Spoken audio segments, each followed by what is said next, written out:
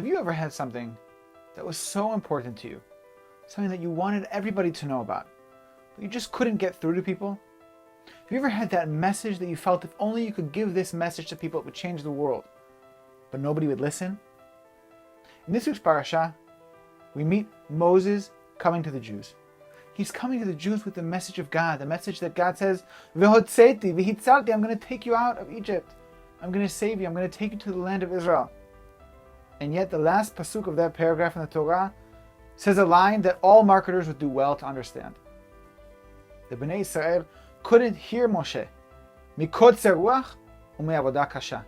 They couldn't catch their breath, and the work was too hard. The people of Israel weren't in a position to listen to what Moshe had to say, so it didn't matter that his message was a message of redemption. It didn't matter that it came from God. They couldn't listen to him because they weren't in the right position. This is a lesson for us.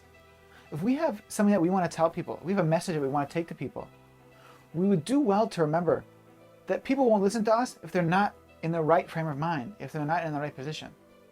So now we arrive at the famous words of JFK from 1961, with a little modification. Ask not what people can do for you, but what you could do for people. When you approach someone with a message, you approach someone with a sales pitch, you approach someone with something that you want from them, you want them to hear, you want them to listen to you, you want them to buy something from you. When you approach someone with a message, the first thing you need to do is to worry about that person. The first thing you need to do is to make sure that their heart is in a position that they can listen to you. Moshe, 2 psukim later, complains about being an arei sfatayim. He says his mouth is covered, it's uncircumcised, he doesn't know how to speak well.